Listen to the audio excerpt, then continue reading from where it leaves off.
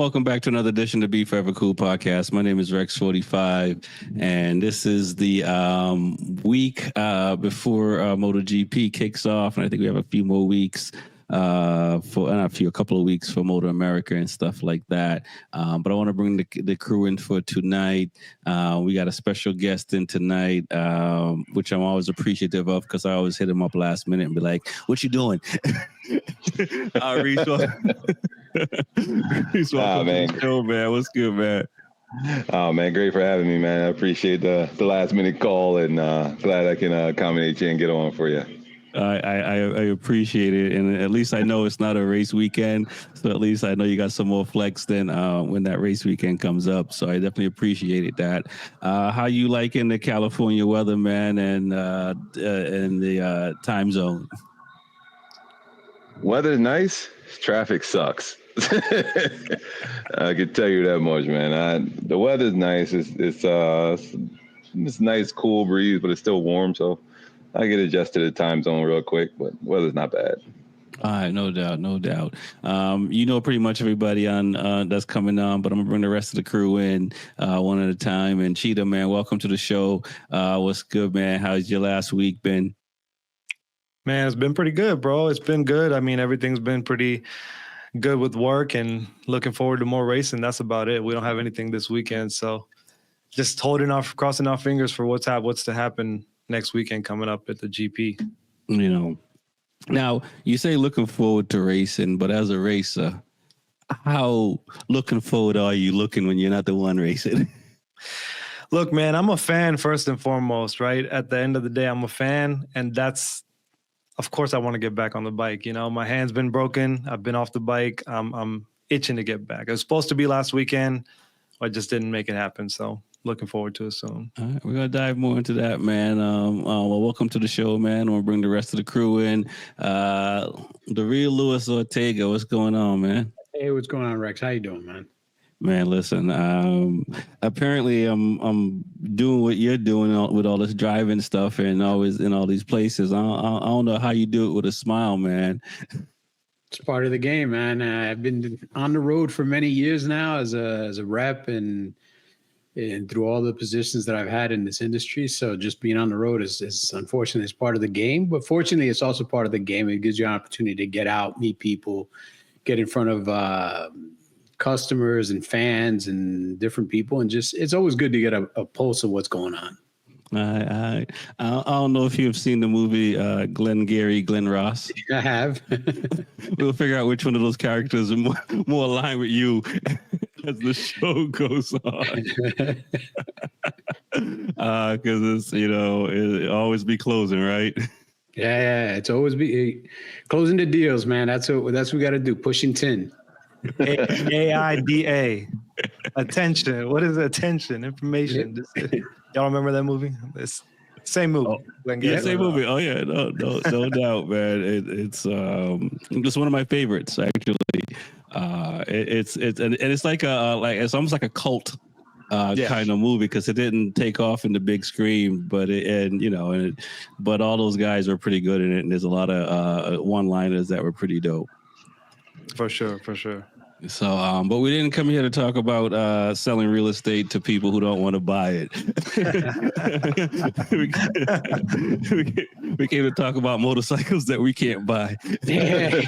Well, pretty soon we won't be able to buy them if these tariffs keep up, man. Yeah, for real. Oh my God! I guess let's start there. We'll start with Luis and Reese a little bit on that front. Is the tariff stuff? And I guess I don't want to leave you out, Cheetah.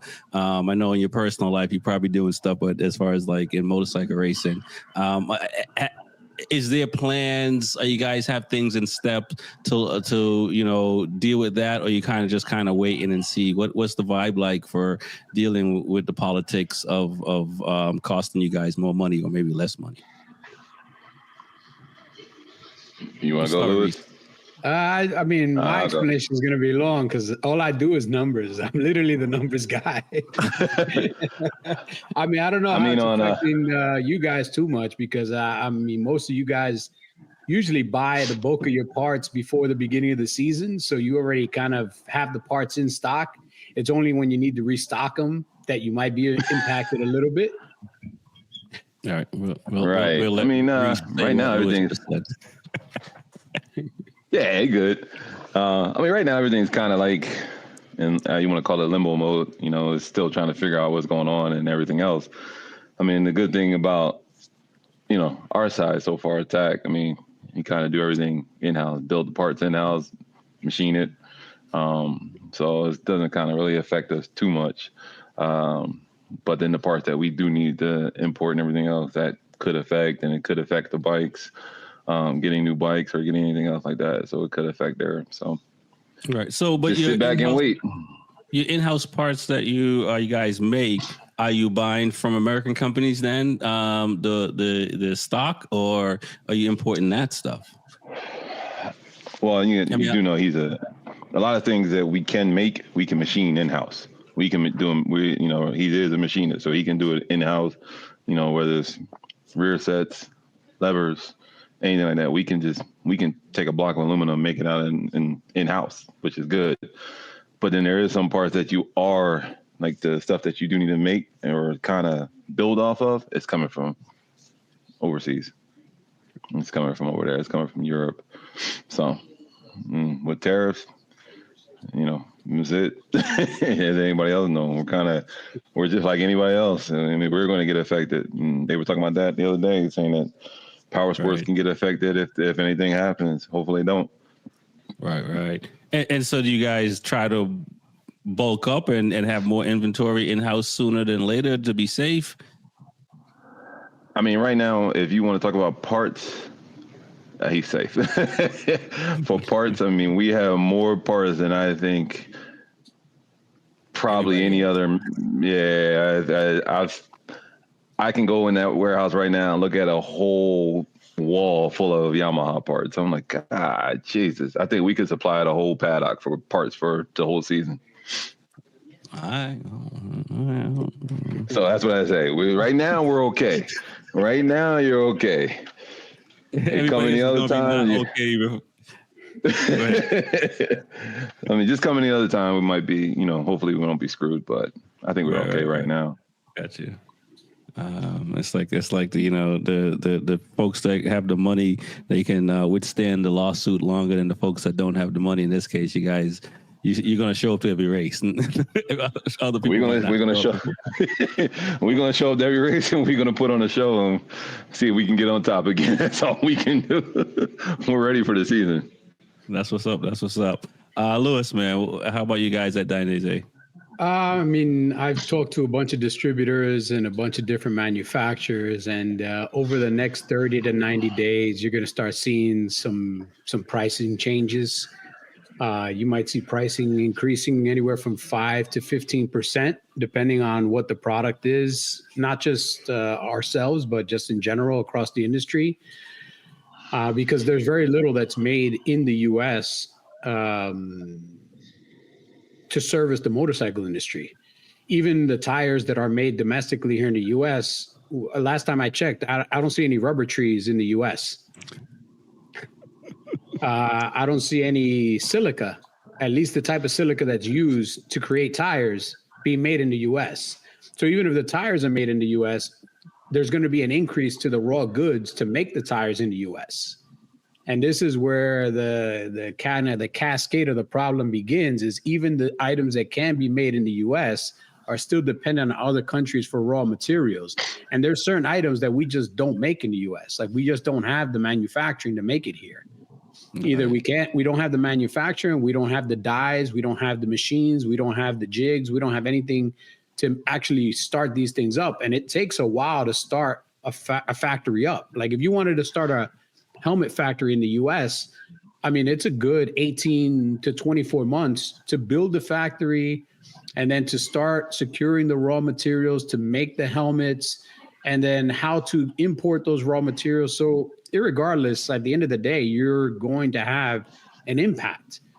And so, yeah, everybody I've talked to says that the motorcycle industry can expect anywhere from a 5 to a 15% increase on apparel, on helmets, on hard parts, on anything that's coming from outside the U.S. And unfortunately, especially in the power sports industry, I mean, 95% of everything we use comes from outside the U.S. Right. So, Right. and you guys are pretty confident. Oh, how confident are you guys are that the consumer will buy into what you guys are pushing for prices? The problem is not even if the consumer has an option. Because if everybody raises their prices, everybody raises their prices. What's the other option? You're going to stop riding motorcycles?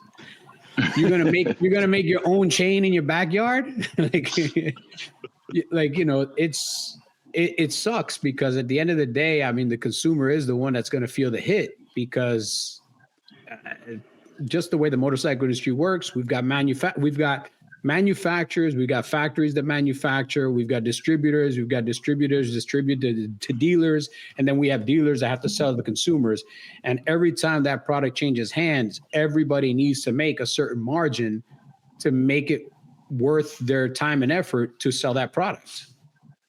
And at the end of the day, the one that takes the final hit is always the consumer. You know, I'm going to pay 3 to 6% more. The next guy is going to pay 4 to 7% more. The next guy is going to pay 5 to 8% more. And the last guy is going to pay 6 to 10% more. That's just the way that, you know, economics works. And it's the biggest problem is that in certain commodities, when the price goes up, the price never comes back down. Right. Because you can't devalue the inventory that you have. Right. Well, I was just going to bring that up. I was going to say, so you know, leftover stuff. I mean, is there R6 parts for you guys at Reese at Attack Yamaha that we get a discount on? You know what I'm saying? Is that where you guys bring up parts that were sitting on that you may not have necessarily moved or done anything with to say, hey, maybe now is a good time to offer this to the consumers to kind of, not to say give a break, but it looks like it's a break. I mean, yeah, you possibly can. I mean, there's parts of R6 parts sitting there but as, I mean, Lewis would know, I mean, these R6 is still out there and it's still one of the dominant 600s that people want to buy and they just want it. So parts is still like, you can almost keep the same pricing of where it's at right now and people are just going to buy it, and unfortunately, like Lewis was saying, a lot of guys don't know is that the margin from a distributor to between to the consumer, the margin isn't that big. That's why everybody's like, I want a discount. It's like, what discount? It's the margin isn't, that big. It's like, it's not even big anymore. Before it was big. Now it's just like barely pays for a cup of coffee.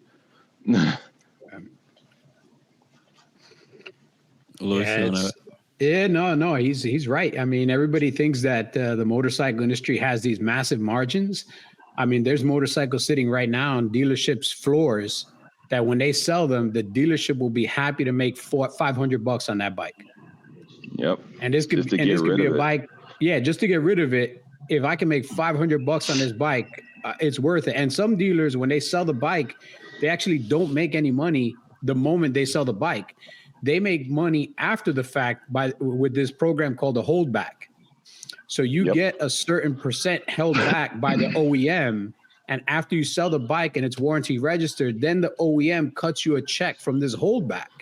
So you might actually sold the bike for less than what you paid for it, expecting this holdback to come in and cover you. I think when the Grom first came into the market, dealers were making like $150 a Grom. Wow. Yeah. And so people were going into the shops thinking, I'm going to get a great deal on a Grom. And dealers weren't really budging. And it's not that they didn't want to budge. It's like, I'm paying for this bike every month that it's on the floor. I pay this much for it to be on the floor. If it doesn't sell within this many months, I'm already losing money.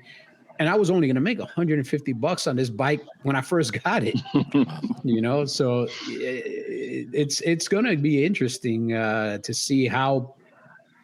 I mean, good dealers know how to stay in business, and they have the client base and they have the trust in the clients that they're going to stay in business. It's those dealers are on a bubble that don't really have a great client, don't really have a relationship with their clientele, those are the ones that usually go away when times get hard. And we've seen it before. We saw it in the late 2000s when the economy turned down. A lot of dealers went away. Most of those dealers that went away sucked as dealers. So it was good that they went away, because the ones that stayed in the game actually grew, because now they weren't dissolving so many people among so many dealers. But now we already see that a lot of Harley Davidson dealers have closed in the last 14 months. And a lot of them weren't bad dealers. They were just in a bad market with a product that wasn't selling very well, with bad floor plans, with high overhead. And now, again, maybe we prune some of the dealers that weren't doing very well, and the other dealers can kind of benefit from this. But at a certain point, even those good dealers, some of those will go away because they just can't keep the lights on. Okay. And it's because of the volatility. If somebody said, look, man, the new tariff is 22%, that's it, that's what it's going to be, that'll be perfect. At least that's stability. But, today we're at 30%, tomorrow we're at 40, now we're 110, we're 145. Like, it is insanity, man. It's not sustainable. All right. So in other words, we're only in it for the love of the motorcycle. Yep. We're not making money. Nope. We're Reese not. Can tell you, we're not making a ton of money, man. We do it because we love the sport. We love the community. We love to, at least on Reese's part. I mean, I know a lot of the guys that attack. I mean, they love what they do. Their whole lives are around motorcycles and making great parts. For us, we love what we do. Even before I worked here, Reese knows me. I worked at a bunch of other manufacturers. I've always tried to sell quality protection equipment because I tell all my friends to wear this. And I'm not going to tell my friends to wear something that I don't believe in, right, especially in this game, because, protection is the name of the game in this game. Okay. Right. So, and Reese knows. No doubt. Oh, yeah. Well, go ahead, Reese. Oh, no, I was just going to say, I mean, like Lewis hit it on the head. I mean, we're in it for the love of the game. I mean, I started with Attack, 11 years ago. And the first, 5 years, I was just volunteering. I was paying my way to get all of this and just helping out, just doing what I do. And just slowly but surely became a contract and say, okay, here's money. We're not in it for the money. We're just in it for the love of the game. I mean, Jack Miller said it best when he was on showing how much MotoGP some of the rookies are making.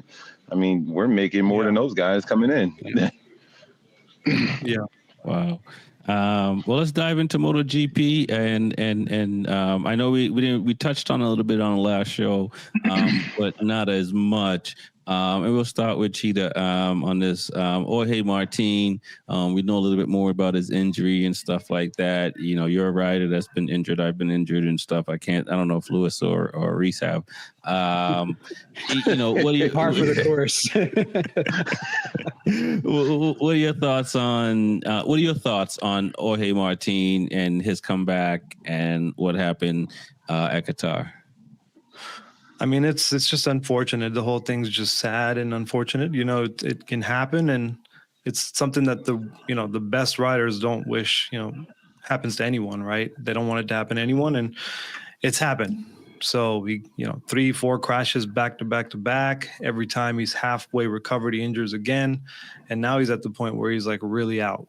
He's really out for a few months now, and that set him back. And the road to recovery for him has to be one that's like really focused and really intent, mindful of this can happen again, right? And that has to be something. But at the same time, don't let it eat you up. Continue to just have a positive outlook on the rest of the season. You already know those couple months are out. Let's focus on what we can control. And I think most of these guys are thinking like that. They're all thinking like, let's control what we can. And, all we can do is just hope he comes back as strong as he finished last season and stays injury free for these next few rounds that he comes back to. That's all we can wish for. Do you think that he came back too soon? I think he came back at the right time, but maybe they could have just had him come in earlier because he wasn't going to get any points, based on it doesn't matter. Let's get him feeling good. When he starts feeling a little bit bad, the hand starts hurting, anything starts hurting, just come on in, man. It's your first round back. go practice, go get feeling, something happened on the bike before. We only had 77 laps and you crashed and you're out. So just take it easy, go have a fun race, but make sure it's only fun. This isn't even work. This is just that practice round that you didn't get to go ride on before you came back. Just treat it like that. Take 6, 7 laps, 10 laps, 15 laps, come back in. Doesn't matter. Okay. Reese, what are your thoughts on Jorge Martin's crash? Did he come back too soon? Do you think that it might have been, because he couldn't put his gloves on. So one glove he didn't even take off, and the other one someone was helping him put on and take off. And so if you're I'm no Jorge Martin, but when I first started riding and was out of shape, I had my arms just collapse on me because muscle fatigue. They were just like, we ain't doing what you want to do right now. Yeah. And I just landed on a tank because my arms couldn't keep me up. That's how out of shape I was back then. But should he? It's Jorge Martin, and history of proving that he doesn't make the best decisions. And like Cheetah just said, he probably should have pitted, right? Because it's up to him. Do you think he should have made a better decision? What are your thoughts? And being on the other side of it, because you've been around riders that have arm issues and stuff like that, and fighting through that. We all know sometimes riders don't make the smartest decision. They just want to go and just ride, right? So I think we all wish him the best. It's unfortunate for his injuries. It sucks. I don't know. We all wish him a speedy recovery. But I think he could have maybe sat out for a little bit more, maybe another 1 round or maybe 2. At this time, it's going like Cheetah said, it's going to be a couple of months. Just take the time to get fully 100% healthy. We all know you want to ride, you want to get to a point, but take the time to come back 100% because, at this point in time, the championship is out of reach for him. So just take your time, come back fully healthy, because you'll see guys that want to, they have that fire. I want to win. I want to be the best. We know that, but take the time to get fully healthy. Like you'll see riders jump back in too soon. And do I think he jumped back in too soon at that round? I think he could have waited just one more round. Like, look at the gap that we have now till the next round, which is coming up. I think he could have sat out one more and just got a little bit more healthier, to where he's at now, or to where he was. Because you're not going to win the championship at this point. You missed too many rounds. As soon as you miss 1 to 2 rounds, you kind of luck of the draw at that point. Right.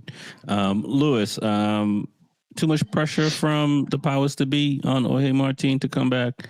I doubt that. I doubt that Aprilia is putting pressure on him to come back. They have a multi-year contract with him. So the last thing that they want to do is rush him back. They did want to get him to do a practice round.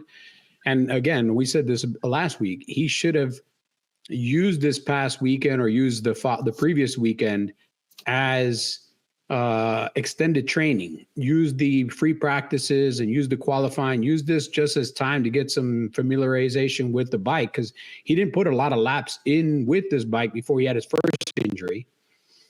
And then he had a second injury off the bike. It was a training accident, which wasn't even on the GP bike. Right. So he should have used this as an opportunity to get some laps on the bike, to get familiar with the bike, maybe talk a little bit with the technical guys about certain things on the bike that he'd like to see different. But he's not at 100%, so he can't give 100% quantified feedback because he's not at 100%. So how much is him and how much is the bike not working? He's not working at 100%. He's not going to get 100% out of the bike. And I seriously doubt that Aprilia pushed him back. I think this was his own hubris to come back as quickly as possible. Realistically, he should have done some track days, some private testing on an RSV4, and should have done some other work and gotten back into better physical shape before trying to jump back on the MotoGP bike. Because like Reese said, the championship is over for him. If there was 7 different winners in the first 7 races, including the sprint, then maybe he'd have a chance. But there's not. There's one guy that's pretty much clearing the board. And at this point, unless that guy gets taken out and injured, Jorge Martin, I mean, Luca Marini has as good a chance as Jorge Martin at this point to win the championship. Why risk it? Take that extra, if he had not done the Qatar round, think about it, he would have had an additional, 4 weeks almost of additional time to heal up and rest and practice. So again, it's always up to the rider. I mean, if he passes the BS physical that MotoGP gives so that you can ride, they're going to let him ride. Yeah. And that's what happened. He passed that BS physical and they let him ride and he overextended himself. And I mean, it could have been worse. I mean, if you look at the replay, I mean, we could have been talking right now about something much more serious than what the injuries he has now. I mean, this had shades of Simoncelli. Well, not just Simoncelli. I mean, I was actually going to go up even a little bit further back and talk about what's his name, Shoya. In Misano and Moto 2, because that's exactly what happened in Misano Moto 2. He tucked the front end going through a fast right-hander in front of somebody else that ended up teeing him up, and that was it. And so this gave me shades of that Moto 2 first season crash when Tamazawa Shoya, didn't make it through the Misano round. And so, don't risk your career. You're a young guy. You're going to heal up. Give yourself time. Come back 100%. Do it the right way, man. You've got nothing to prove. Right. Okay. I agree on that. And we saw that from M.Marquez when he tried to come back and then decided to find, after so many crashes, decided to chill for the rest of the season. Speaking of Marquez, we're at Jerez. I don't know how it is. I hear so many different pronunciations of Spain. Just say Spain. We're at Spain. We're in Spain. Just Spain. Is it? Just say Spain. We in Spain. Marquez has won 7 times. Vinales has won 3 times. Quartararo 3 times. Bagnaia 3 times. We can say Miller's 2 times. Zarco once. Rins once. Morbidelli once. So all these riders are still racing in MotoGP. That's won the last 10 rounds. Granted, Marquez won a gang of those. What are your thoughts, Cheetah, as far as I have people blowing up my phone saying, "Am I ready to say Marquez is the greatest?" And he's got and give him the trophy today. And I'm like, it ain't over until the points don't add up. As long as the points add up, it ain't over. When the points don't add up anymore, then it's just like, all right, it is what it is. I say this every time. Is it a foregone conclusion as a rider? I'm gonna spin it different for Reese and Lewis, because Reese, I'll bring back last year a little bit to jog your memory, and so as a team that's fighting to depose someone, even though y'all got enough championships to maybe not lose sleep for 1 year. But yeah, Cheetah, what are your thoughts? Is it Marquez's home? He's just gonna win. Alex is gonna be second, and everybody else just fight for the rest. Yeah, man. This is a good question because it got me thinking the other day. I'm such a Marquez fan that I'm like so biased, right? But I was thinking about, is this possible? Is he mature enough? And it took me back to when like the championship came down to that last Valencia race. Even remember that when he put his elbow on the ground and drug it on turn 1 and saved it into the gravel. And who couldn't save it was Dovizioso couldn't save it. That's right. He couldn't save it. He went into the gravel, and it was between him and him. So he does take it to the finish line, right? That's what he used to be like. I think now he's matured. He's understood what happens when he has to sit out for 500 days. He understands how the bikes work now. He's understood that he can win and win by a country mile. I think he's mature enough now to just sit back and let the race come to him. Even if he has to sit in second for a while behind his brother or behind Pecco, he'll do that. And for that reason alone, man, just the fact that he's mature now, it's a scary thing, bro. That's a scary thing to see. That guy that fast can tone it back now. You're telling me the most dangerous guy coming up in MotoGP can now tone it back and dial it back and still win? that's something to be afraid of. So yeah, it's a foregone conclusion, man, to answer your question. All right, Reese, man. Listen, this is, Michael Jordan coming back for his second three-peat, the first year, hoping to do a three-peat. And I don't know, pick any team that went against them. What are you guys talking about when there's a guy that's just doing his thing out there? And and in racing, we don't make excuses, right? So, like, what is it like in the paddock for you guys? What's the motivation speech like? Win.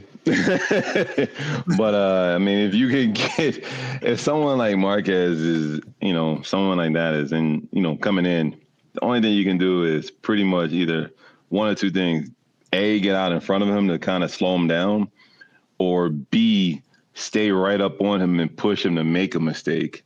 That's the only two things you can actually do. And the way Marquez is riding, I mean, the best thing you can do is try to push him into making a mistake. Make him get in his head and like, oh God, I got to keep going to make him make a mistake. That's the only thing you can do. But besides that, pray. Pray. Oh. I mean, that's just being honest. Just pray. Come on, man. You got Morbidelli. You got Pecco Bagnaia. I mean, come on, man. We got Morbidelli keeps letting me down, man. He's hurting me. I can't keep going on that train every weekend. Because as soon as you go on Morbidelli, you be like, yeah, he's going right down. You be like, that's it. That's over. And Pecca just needs to get out of his own head. I don't know where he's at. And then Alex is right behind his own brother. And then, I mean, that's kind of really it. It's a Ducati Cup. Oh man, well it is, and I don't have a problem with that, Lewis, man. I mean, I love MotoGP, man.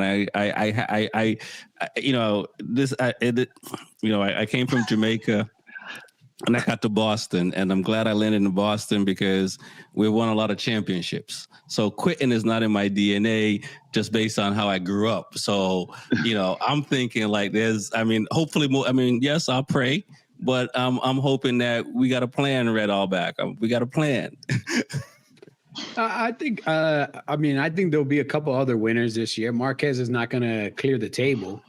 I mean, on any given weekend, anything can happen. That's why everybody laces up their shoes and puts on their helmets, because on any given weekend, anything can happen, man. A chain can fly off, a tire could go bad, any mechanical issue could happen. Somebody could have a great weekend at their home track and surprise everybody. But if it just comes down to rider to rider, bike to bike, and everything is the way it should be, I mean, every race from this point forward is really Mark's to lose.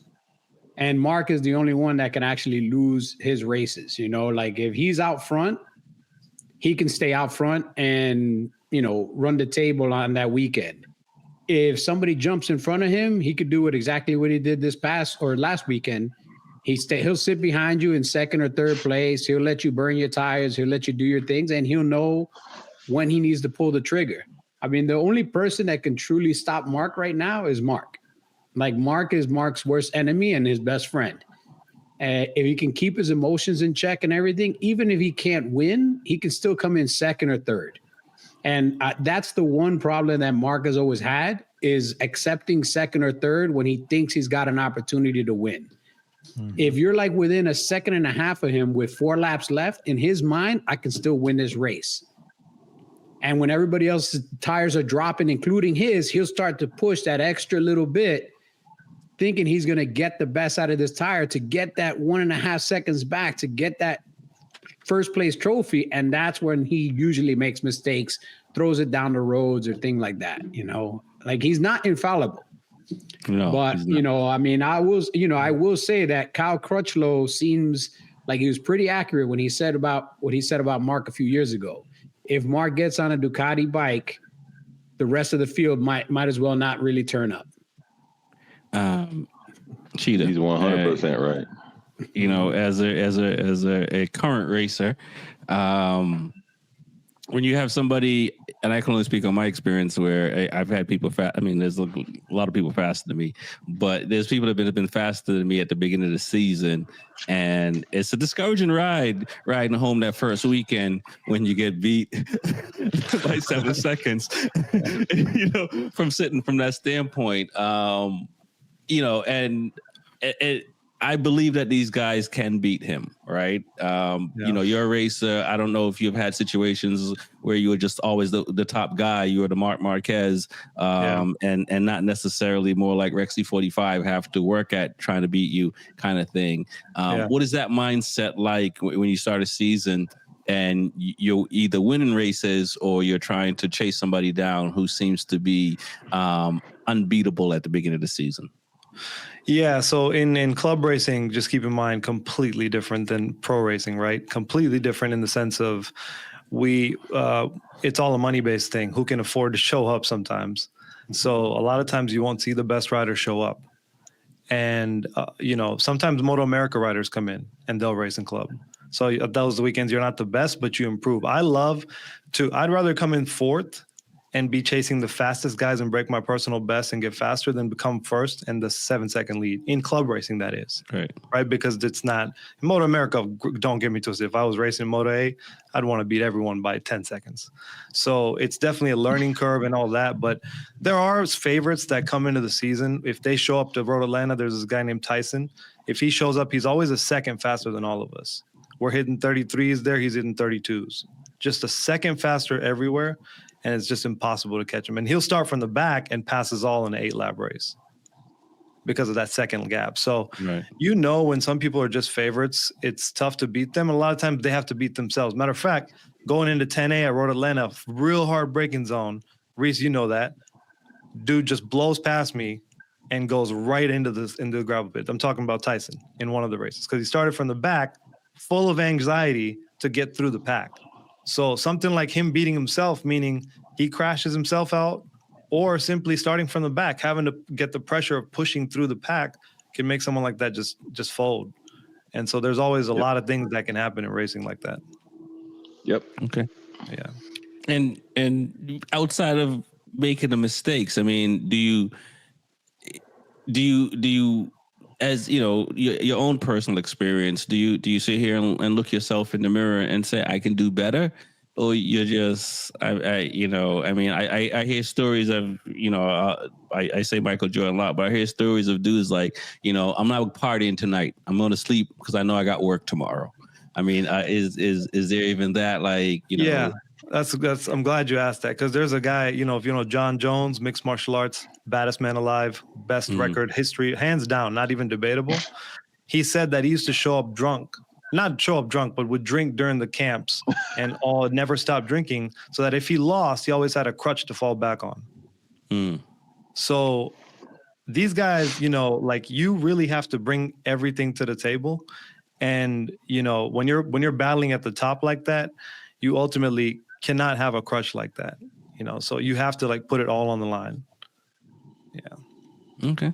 I'm gonna go with that because I think the season is just beginning. I don't know if Marquez is gonna run away with it, but I think we got some people here that think he is. But let's talk about the Morbidelli. Let's talk about Pecco, because he's having the best season in MotoGP ever. You know what I'm saying? That's undeniable. I will throw even Vinales, regardless of the penalty. He may show up at Jerez or Jerez as well. I'm not just going to say Spain because there's multiple rounds in Spain. There's only one Spain round that's actually called Spain. Why? And that's this one. Yeah. Because Catalunya is Catalunya. And Aragon is Aragon. Yeah, fair this enough. is the only one that's called Spain. I think it's because nobody knows how to pronounce the name. Correct. This is south of Spain.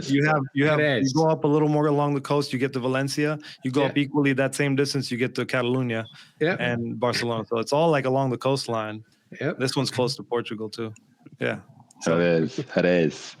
So I threw out a bunch of names, guys. Let's start with Reese. I mean, I think Morbidelli's having the best seasons he's had since his first couple of years in with Yamaha before the knee injury and stuff like that. So, when you see guys like that are finishing on the podium, that are battling for the top 5 and stuff like that, it's not a home GP, so they don't have the turbo boost that you get from that. But is there anyone that you think that could outshine Marquez, Marc Marquez this weekend? I'll say this real quick about Morbidelli. We'll let Lewis take over Morbidelli. That's his guy. Morbidelli is showing signs of greatness this year. I mean, signs of like he's coming out, but he's just very inconsistent. Then I'll leave it at that, and we'll let Lewis take over that. But Vinales, I don't think so. I still see Vinales. I still see him top 10, not the top 5. In that line, he's still going to be there. I mean, the only one just in this line, this light right here, we're going into Jerez. I mean, I still see the top guys of, Marquez, Pecca, if Pecca doesn't crash itself out, and the other Marquez coming in there. Morbidelli, yeah, he could be a threat. He could be up in there. But I foresee the same top guys. I don't see Vinales going in the top 5. I see him top 10 and somewhere back in there. All right. The floor is yours, Lewis. I think it's going to be mostly Ducatis up front. I mean, the VR46 team is showing that they're very strong. Both riders have a lot of potential. They both suffer from inconsistency. So, but in one weekend, Morbidelli does good, and the following weekend, Digi does good. Then the following weekend, Morbidelli does good, and the following weekend, Digi does good. So I think this weekend will be Digi's weekend because Morbidelli's weekend was last weekend. If the pattern continues, if that's the way the pattern works, I still think both of them are going to end up in the top 6. Where in the top 6, I can't say, but I really do believe that both the VR46 guys will be there. Obviously, the 2 factory Ducati rides will be there. It'll be interesting to see which of the 2 Spaniards in the Pramac team will be there, because I actually think that Fermin Aldeguer has a really good shot of doing really, really good in Spain. Oh, he's on. I was going to say he's a. I'm sorry, Grassini. Yeah, but I was going to say he's a dark horse. Yeah, he's definitely a dark horse in this particular race because he's got a lot of laps around this track. He's got a lot of laps around all the tracks in Spain. And I think finally now he's back in tracks that he's familiar with. And he's been showing that he's got really good pace, middle of the race, end of the race. Like if he can get a little bit better qualifying, a little bit better start, and have to work through 7, 8, 9, 10 guys to get into the top 6. If he can get into that lead pack within the first 4 or 5 laps, I think his racecraft is getting better. He's finally showing, hey, this is why Ducati brought me in the way they brought me in. They saw that I have this high level of talent. So I think for this coming weekend in Spain, I think he's the one dark horse that we should keep an eye on. He's either going to put it in the kitty litter or get it really close to putting it on the box. It's either in the box or on the box. It's one of the 2. All right. Okay. Let me throw Aprilia out there, guys, because Bezzecchi looked halfway decent in Qatar, and Ayagura. I think his potentials are showing. Those are the only 2 Aprilias I can really speak on. Yeah. What are your thoughts on? Those are the only ones worth speaking on. No, that's not true. But you guys got to do a little bit more than. I mean, I feel bad for Raul Fernandez. I'm not gonna lie, because it seems that he's. I think I use a lot of NBA references, but I think Ben Simmons is a close analogy to Raul Fernandez as far as what he's going through with the psychological stuff. So you're saying he needs to hang it up? No, I don't think he needs to hang it up. But unfortunately, I don't think Ben Simmons, to me, have gotten a lot of chances. I don't know how Dwight Howard can get in the NBA and Cousins can't get in the NBA, but Ben Simmons is still in the NBA And I get it, it's a mental thing. There's some disconnect, and I think that's what they're trying to work through with Raul Fernandez. But I really feel bad for this guy that he may not get a chance. And I think at this point, I think Aprilia is done with him. I can't imagine that we'll see him on the grid next year for Aprilia. Yeah, man. I don't know. I can't comment on what they're gonna do with them. But just going as far as Aprilia, man, I've been kind of wanting them to show up a little bit stronger. I was just hoping for Martin can come back really and do something. But as far as the leading Aprilia right now, I mean, it's got to be Bezzecchi and Ayagura. I mean, those two are holding it down, top 15 right now. And it's tough to see, but I don't know, man. I mean, between them, it's a toss-up because I would almost have to go back and look at the results from last year and see how they did at the trail. Of course, Ayagura's first time out on the GP bike there probably, so it'll be interesting to see how they do. But I don't think it'll be some top 8 finishes, most likely. Right. Reese, on the Aprilia, but also just on Raul Fernandez. I don't know how you guys do it over at Attack Yamaha. I don't know how many I have a 3-strike rule personally, so you get after the 3rd strike you're done on my end. What's it like? I mean, you pretty much hit the nail on the head right there. I mean, pretty much 3 strikes, you're out. I mean, if it's a real bit of an inconsistency and, you sitting there wadding up bikes, I mean, yeah, we're going to be like, what are we doing here? And give you an instance, Mid-Ohio last year with Peterson wadding up 2 in one day and totaling some swing arms that cost about, $30,000 a piece, so. Yeah, Rich, this is an old Walking Dead reference, but Rich will walk you behind the Yamaha trailer and tell you to smell the flowers. Yeah, pretty much. Look at the flowers. Look at the flowers. Just look at the flowers. Bam! It's pretty bad, man. You get 3 chances, and listen, if you're not producing and you're not getting on the box, this is like, okay, we're going to give you a box to put your stuff in and send you packing. Wow. Yeah. So, okay. So I think you're saying Raul Fernandez is done. Going to look at the flowers at the end of the year. Yeah, exactly. you know that old saying, it's time to put old yellow out, take him out back and put him out of his misery. Yeah. That's what's about to happen. Hey, come on out here for a minute. I got to go talk to you.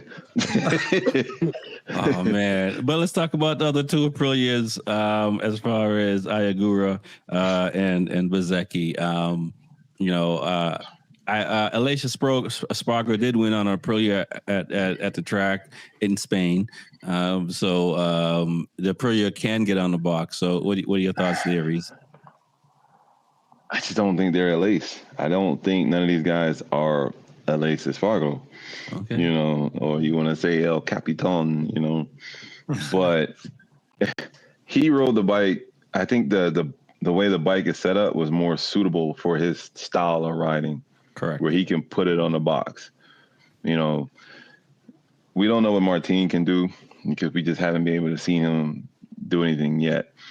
As far as like Bezzecchi and Ayagura, I mean, Ayagura was showing progress in the first race. He was up there and then he just kind of like disappeared. I mean, but he's still one that you can talk about, that he can still get up there. He's still a rookie, so he's still got some ways to go. Bezzecchi, I don't know what happened to Bezzecchi, and I'm like, he's like the only sole rider out there, and Fernandez, he's just pretty much out in the wind somewhere.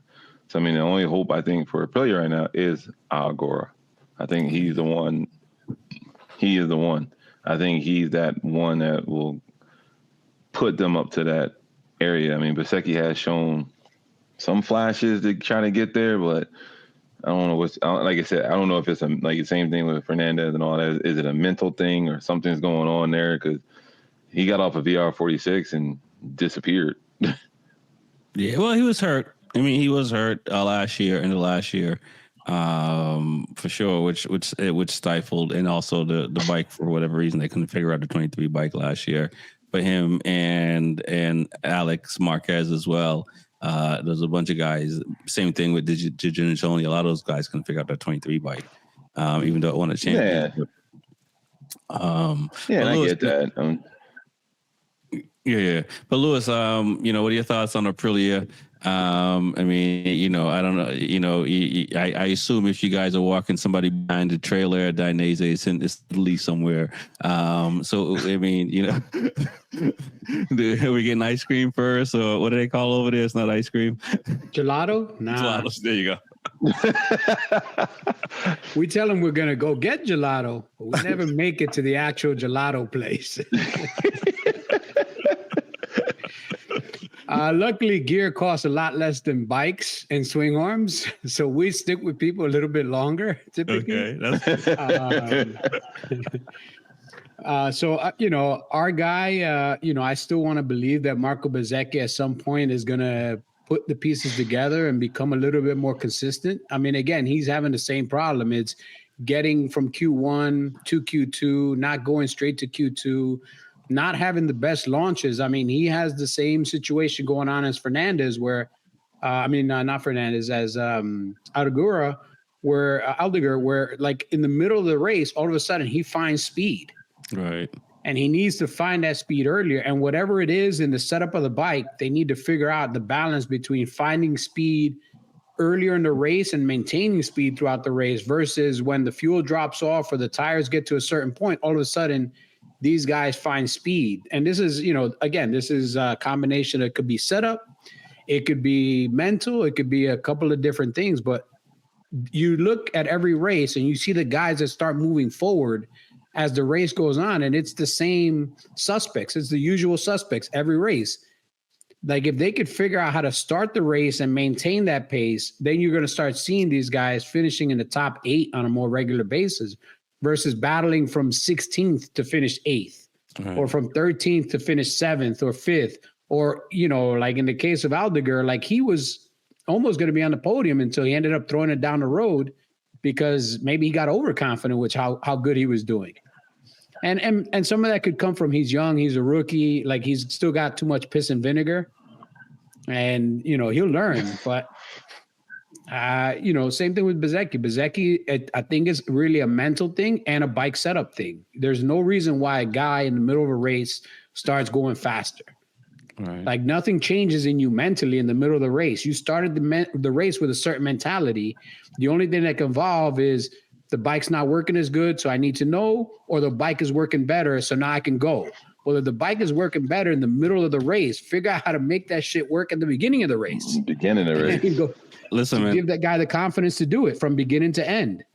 I will say this, and I'm no Bezzecchi and those guys, but generally my last 2 laps are generally my fastest lap of the race. I don't know why. Because you would think it'd be the slowest, but because you're like, oh my God, it's over. It's almost over. Also, we're not taking the tire to the finish line. You know what I'm saying? Like we're not taking. You're just like I'm trying. Yeah, we're just breaking it in. Yeah, so that's my feeling on the Aprilia thing is there's definitely a setup issue on the Aprilia side that they need to figure out to make Bezzecchi more comfortable from beginning to end. Get a better launch, get a better start, be in the front pack early in the race, not burn as much tires, trying to get through everybody, and then stay with that lead pack, at least the top 7 guys. If you can finish in the top 7 without having to battle through 8 other guys, when the race starts to drop off, he might actually get that extra 1 or 2 spots. Right. And do you think it's, in Bezzecchi's case, he's the most senior guy just because, he's hurt.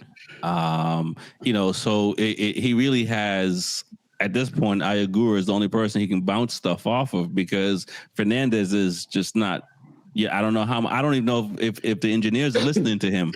Right. So, you know what I mean? So it makes it very difficult because, they all green on the Aprilia for this year, except for Fernandez. Yeah. No, and, Agura did have the cheat code on the ECU a little bit for a couple of races, probably. But Bezzecchi's the main guy. So Aprilia should be giving him anything and everything he asked for. So this is the time for him to figure out what he needs to ask for, because again, engineers can only give you what you tell them. So the feedback you give your engineers and your data guy goes really, really far. I mean, the data guys can do a lot of stuff without you, but they still need your input. So is this maybe a little bit of a sign that B4evaKool is not good at telling tech guys what they need to do to make the bike better for him? Because some guys are like that. Some guys, they expect you to have the bike ready for them because they can't tell you how to set up a bike. They can tell you, oh, this corner works like this corner like that, but they can't break down corner by corner, piece by piece. This is what's happening here. This is what's happening here. Like they sit down with their tech guys, and if the tech guys don't ask them the right questions, they don't know how to relay to the tech guys or the chassis guy what exactly they're feeling. Right. So, I'll throw this out to all you guys. Is this a chance for B4evaKool to try to be the number one guy?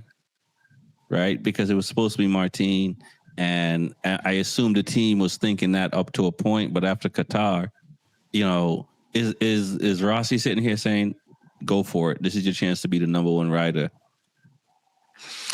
Yeah, I don't know if he's thinking about it like that because you're still number one in 12th.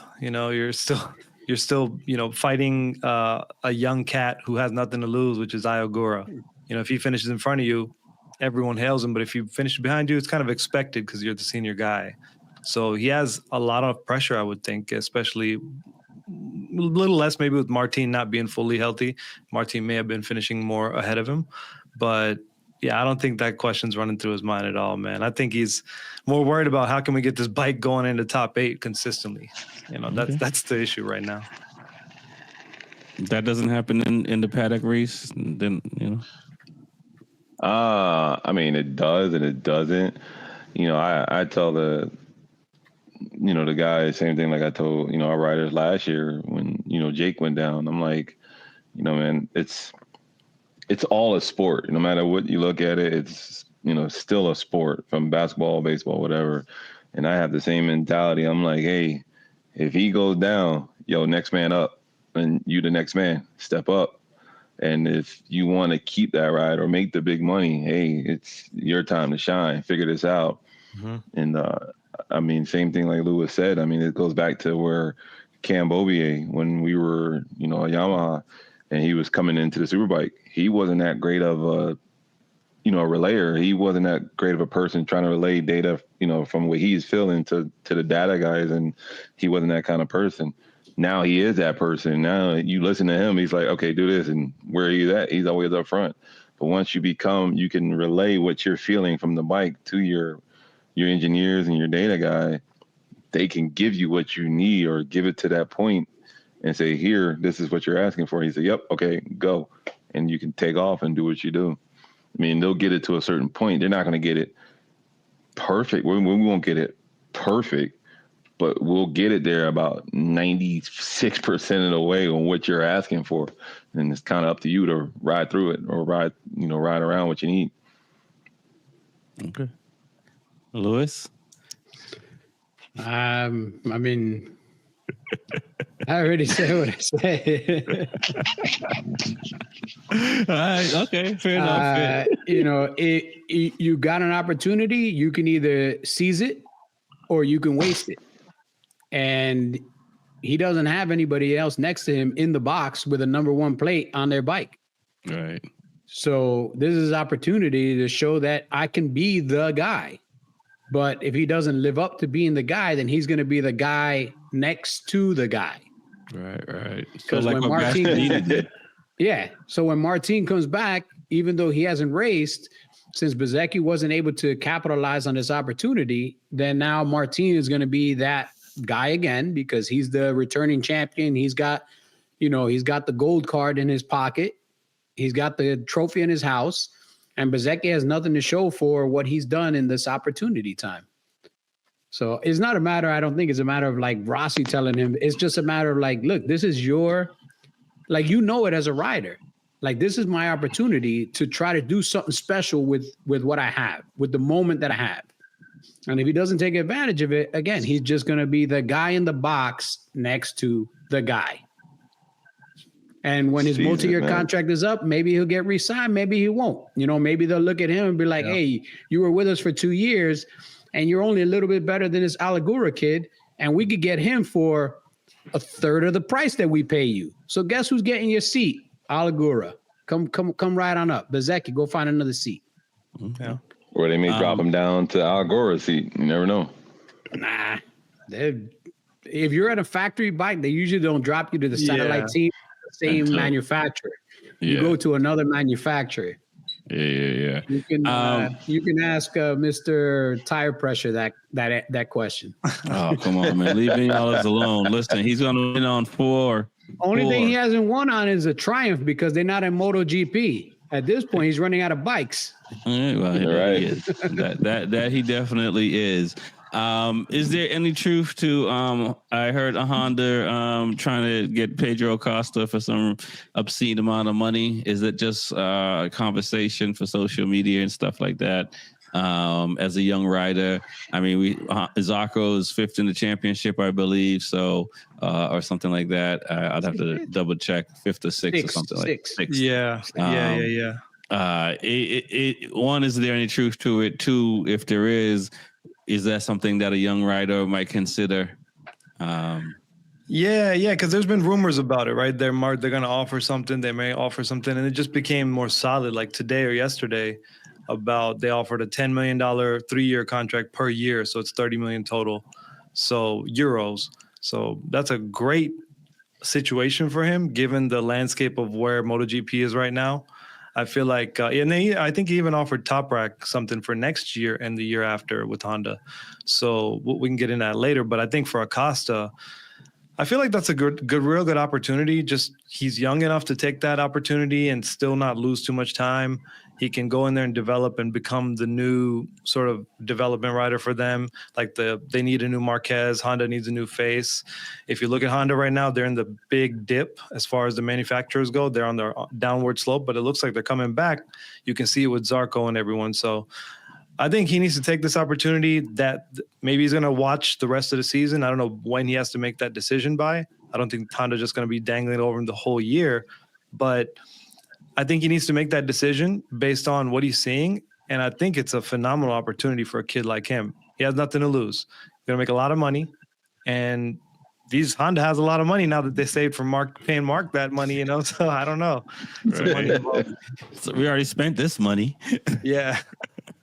Reese, I mean, I don't know. I don't necessarily need you to give the details of how you guys find riders and stuff, but I don't think you want to know that one. I mean, do you is there a time where you just sit here and go, okay, this guy is good enough that I'm going to write a blank check? Let's see how they want to put this. Yes and no.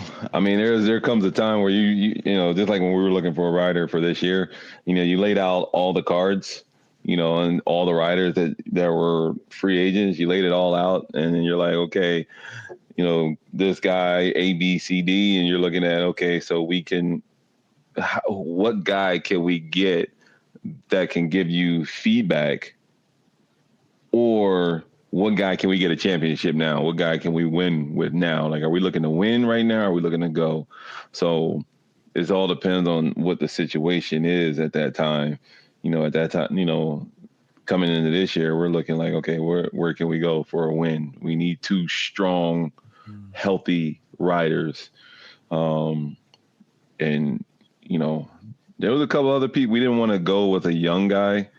We did, but we didn't, because now you gotta okay, he's not going to win this year. He's going to win up and coming. Right. But you want to get it this year to get back on that podium and get the bonuses, to get everything, to keep the manufacturer saying, okay, so we won. Okay, so we'll do it again. We'll do it again. You want to keep that going. So you're like, I want to win this year, not next year. Okay. So that's where we were at. We were looking to win, not just podium. Okay. Lewis, a rider like Pedro Acosta on a Honda, he's not going to win next year. or maybe the year after. He might get close. How do you convince a guy like that to say, "Hey, man, we know you can win right now if you go to Ducati. You're not going to say Ducati, but you're going to the other brand." But what That's it. Hand him a dollar. Like how you sweet talking them? What's showing up to his house or wherever? There's a couple of answers in here. First, you might not win on a Honda, but you ain't winning on a KTM, so that doesn't change. Mm-hmm. But here's the difference. Honda's been around in this sport for a long ass time. KTM might be out of business next week. Yeah. Okay. Yep. So that's number one. We can give you a guarantee that you're going to be around at least for 3 years because Honda's not going anywhere. Right. I said, the next thing is you hear that sound? That's the Brinks truck coming up your driveway. We got more money to give you than KTM's going to give you. And then number 3, we finally give you the freedom to get away from KTM after all the years that they've been pimping you out. Yeah. Yes. All right. KTM has treated you like shit for a long time. We're giving you the opportunity to get free of them, start a new career, start a new legacy with a legacy company that's been around for a while. We've actually won a couple of championships. Let me see how many KTM's won. Oh, 0. I just looked at the number. It was really fast to find that number. Was that just off the dome, or was that something that you guys say and you're just changing the names? We're just changing the names. So again, Honda has more to offer than KTM has to offer. Honda is turning things around, and Honda is going to invest more money and time and effort. You're going to be on a factory team with Honda.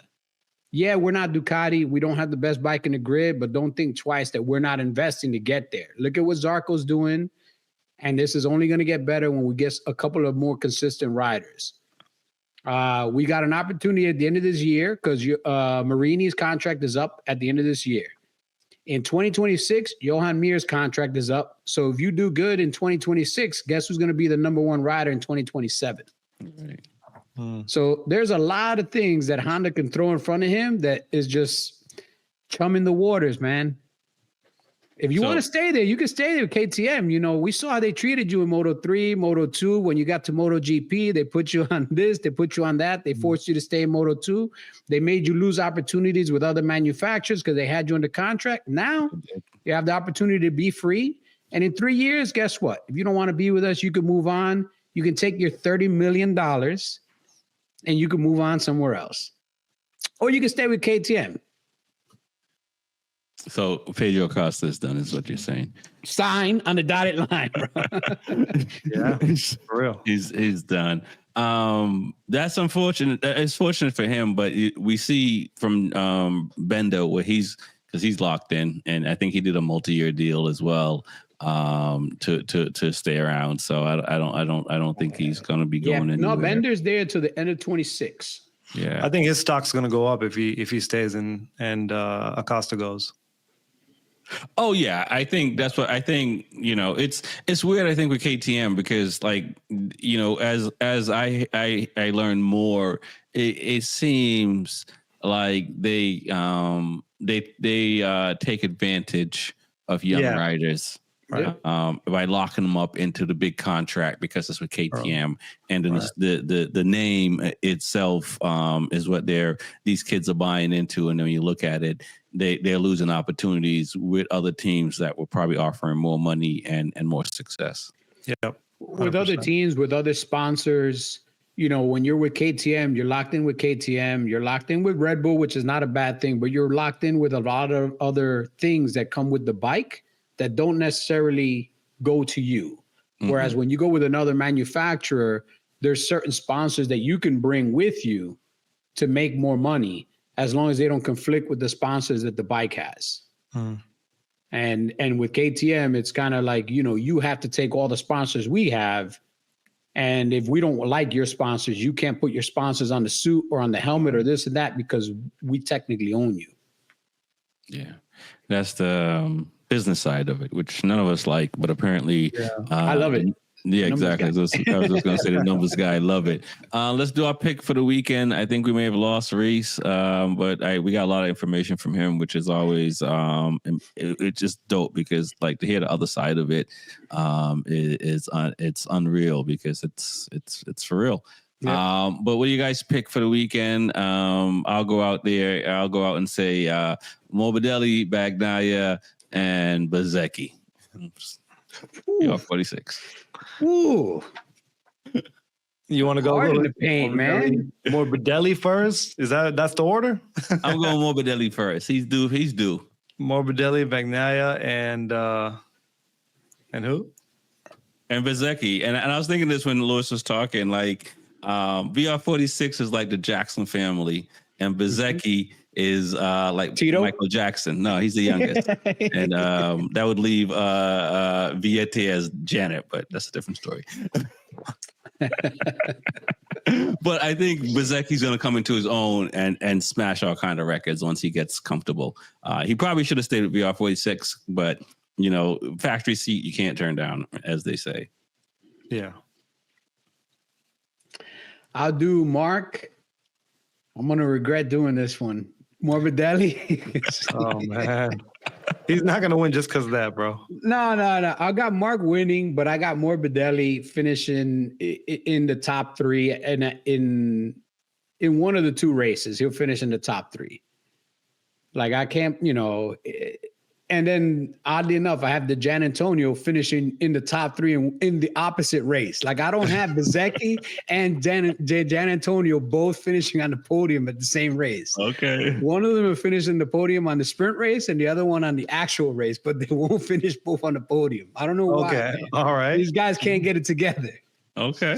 And then the last one that I'm going to have up there is I'm going to have Alex Marquez. Okay. I think Bagnaia is going to be outside he's going to be outside the top three in the sprint, and he'll be outside the top three in the race. Wow. I think he's going to have some stiffer competition than what he's expecting. Okay. Yep. All right. I can see that. I think I got Mark in first. I can't believe you didn't put Mark on podium, Rex. What's going on? Listen, man. Listen. He just likes going against the grain, man. Yeah, man. Pretty much. Yeah. So much. When Reese earlier said, bro, I'm glad Reese is back. When he said Pecco's in his mind, I was just waiting for you to be like, man, this is Pecco's best season. It is. I'm still going to say that. I can't be mad at his best season. I mean, when it starts to be worse, then I'll say something. But it's like, how y'all mad at me? It's my best season. Yeah, bro. So I got Mark first, Morbidelli second, and Pecco third. All right, cool. Morbidelli second, Pecco third. All right. Nice. All right, Reese. We're just wrapping up with what we think calling the weekend. What are your thoughts? How the races are going to shake out this weekend? I gotta agree there. I got Marquez first, Mark Marquez first, of course. Then I got Pecca coming in second. Okay. And it's gonna be a fight with Morbidelli. I think Morbidelli's gonna be there with Alex Marquez. Yeah. So I gotta give it there. I can't say anybody else. I don't think Vinales is going to be there. Yeah,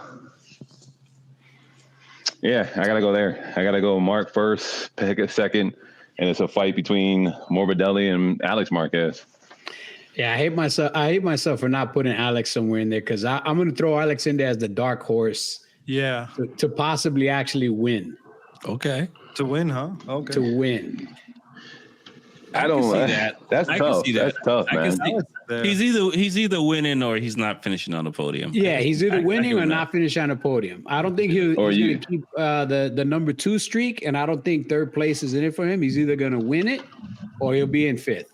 Yeah. Yeah. Yeah, I can see that, man. I give you that. I want him to win at this one race, man. Like, it's going to suck if he goes a whole season coming in second, third, fourth, fifth. Second, fourth. It does seem like he needs to get up out front, top 5 early, man. Otherwise, Yeah. he has a hard time from just the last few races. Just seeing that, he's. I could see him up front, but I'm on like, can he manage his tires? He can manage his tire. The problem is if he is not up front early in the race, if he gets too racy, I don't know, too racy is the best way to scrape. Like, he loses a little bit of focus and starts, causing a little bit of havoc. He starts looking like M.Marquez from 2011, using people as berms. And bouncing off people in the corners and things like that. And Alex Marquez got to change his name. Like, was it Emilio Estevez did with with Charlie Sheen? You got to change his name, man. Just come back and race, That's funny. So Alejandro something. I mean, I think I just have to give it to Mark, though. I got to give it to my man Mark. Can't. Yeah. Like Lewis said a while ago, his racing craft and knowledge is superb over anybody. I agree with that. No, I have no doubt there. He is the equivalent of the Rossies and Reese.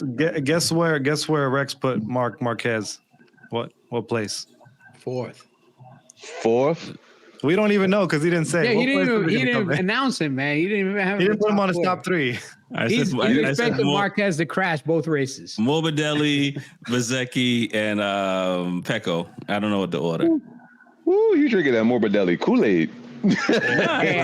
I drank it too, man. It's not Kool-Aid, man. Right. I still got your Losel picks from last time, man. You have B4evaKool, Morbidelli, and Digi. Oh man, that's not. Dang, man. What was my Losel? Was it Marquez? Losel was Mark, Alex, and Morbidelli. I think you got it right. No, you didn't get it right. The sprint race. I got the sprint race pretty close, but then the actual race, Alex Marquez decided to go rogue. Right. And Morbidelli was out front until he burned through his tires because he thought he could out-tire the tires. Yeah. Pressure change, all that mess up happened. Yeah. But hey, he still got third. So technically I did get 2 of the 3 right. I just didn't expect P.Acosta to be in the middle. I expected Alex Marquez to be in the middle. I'm telling you, best season he's having. P.Acosta is sitting here like, if Mir can do it, I can do it. The best season he's having. Too bad there's another guy in red having a better season. Right. I just think the light bulb went off in Pekka's head, and I think he'll be up there. Yeah, I think so too. If he didn't crash out of Q2, it would have been a closer race. And the thing about it is, I know Mark. I was it this season, the last season, he went from 13 to 3rd or whatever, and P.Acosta went from 11 to 3rd and 2nd. Nobody's saying the same praises for P.Acosta. We're sitting here saying he didn't do enough. But when Mark did it, we're drinking that his Mark wasn't on a factory bike. You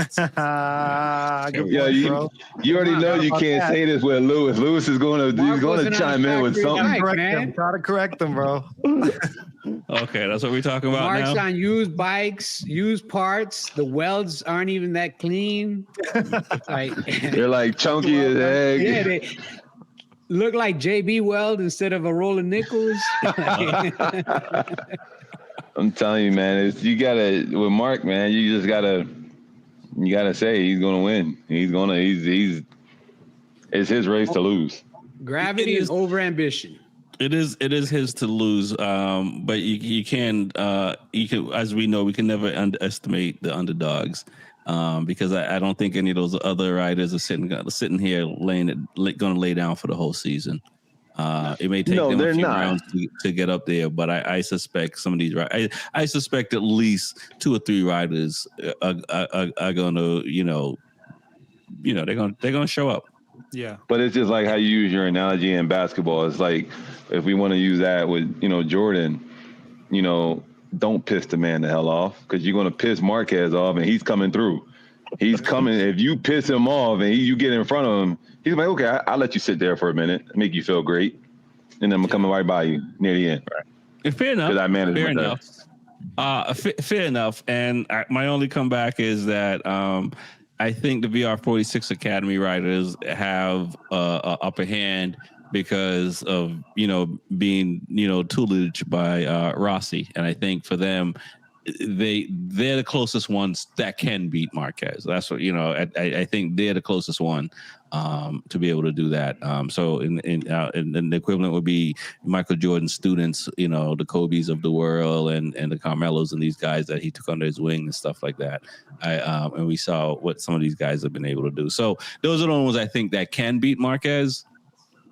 But we'll see. I mean, that's the cool thing about MotoGP right now. We don't know what's going to happen. Even though we think Marquez is going to run away with it, he hasn't yet. I will say this track, I think Marquez has an extra incentive. Man, you just muted yourself. I know, right? Truth coming out. You guys, you muted yourself. I didn't. I think Mark has a little bit more to prove at this track, because remember, this is the track where Mark. You keep muting yourself.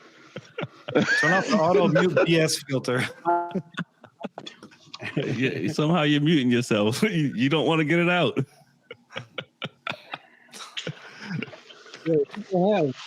No, I think that this is the track where Marquez broke his arm, where the whole cascade of issues. Yeah. Good point.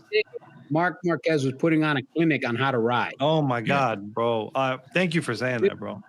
This is Marquez's opportunity to go relive that day, except this time put her on a real clinic and show people exactly how much better he is. Because remember, on that day, he ran out the track and within 4 laps, lapped the field again, started gapping them again, and then crashed. Like, he was on his way to win that by like 87 seconds if he wanted to. He should have had a shirt on that said, "Follow me." No, he wasn't. Instructor. I put that performance, Jerez 2020 or something. I think 2020. I put that up there with probably the top 5 best motorsport performances ever. Like, that has to be one of the best. He didn't finish. What he did is exactly what Lewis said. And then he goes out, but that day started not only the most insane uptick of his performance, but the most insane downfall, which then resulted in the beginning of his comeback to this insane story. So thank you for putting a full circle loop around that whole thing. So Jerez is an exclamation point. He didn't just come back from a couple Honda crashes. He came back from that thing where he was so on top to coming through this 500-day recovery, man, and coming back from all that to the greatest comeback ever. So I appreciate you guys saying that. But as we all know, when we have a bad crash and we go back to the crash scene, we don't necessarily, because you have to face it, right? Normal people. What do aliens? We are normal. I'm glad you said that, because I was going to say, because we are all humans, including Marc Marquez. Yeah. And he is a human. And so he's an alien. He may not dwell on it as much as we do, but that was on a Honda. This time around, he's going to be moonwalking that turn, and it's going to be easy. It's nothing. That's one of his favorite tracks too. It's going to be after he wins. I wouldn't be surprised if he stops in that corner and does a celebration. And do a handstand. The same corner that almost ended his career. Yeah, because I think he's got a lot of fire to win at home in Spain. And conquer that track, man. He has not conquered that track since the day he crashed. Right. Yeah, I mean, there may be something to Marc Marquez looking at the guys that have won a championship after him and talking to them, and may feel they may not all deserve it, but he's gonna conquer that track. No. You staying out of that one, guys? I love it. He's gonna conquer that track. He's gonna destroy it. I think all that all started. Also, the reason his whole thing it lasted so long is because one injury, the surgery didn't go well the first time around. Right. Until he came to that American Surgery Center, I don't think it fixed him. So that was he's got a lot to prove coming from that much time off. But at the same time, him saying in the interview that he doesn't have anything left to prove makes it that much more interesting to watch. Is he going to be super relaxed coming into this track, just giving it his, having fun, really? That's what we're looking forward to. Yeah, they didn't. That makes him more dangerous. Yes. Yeah, 100%. I forgot how many degrees, but they didn't reattach his humerus from the shoulder to the brake. And from the 33 break to the degrees. elbow, it was off by a certain amount of degrees. So he actually couldn't rotate his arm. Wow. And that's why he had to go back in, actually get his arm cut a second time, his bone cut again, and have it rotated and pinned again in the right location. Plus he had the muscle injury because they had to go through the muscle twice. Like this guy's been through a lot, man. And for him to be doing what he's doing, I mean, these guys aren't real. And I say that about all these guys, man. Even Martin, when he gets back on a bike after this injury, again, this is why these guys just are unreal, man. They do something that we do it for fun. They don't do it for fun, man. They do it for something. They're unreal, but come 40 years old and 50, you gonna feel all them surgeries. Broken down, man. You're not gonna want to walk. That's why the ones that really could get away with a lot of money early usually retire early because they want to enjoy some of that money before like the injuries and everything start plaguing them, you know? All this is gonna hurt, boy. You're gonna be like, I can't get out of bed. Like like you look at Jorge Lorenzo now, man. He's enjoying retirement, man. My man's having a lot of good meals. Looks pretty plump. Oh yeah. He's putting it on. He gonna mess around and blow up. They got fat, boy. But he got the money to be fat. Great. I want to thank you guys for coming on tonight, man. I really appreciate it. And we'll talk next week. All right. Be good. Take care, everybody. Right. Peace. Peace.